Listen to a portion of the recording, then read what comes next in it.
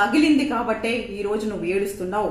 నీ కుట్రలు, నీ కుతంత్రాలు, నీ మోసాలను ఇక నుంచి అడుగు అడుగున జాన్సక్క తోడుతో, యశస్వినక్క తోడుతో ఖచ్చితంగా ఎండగడతా.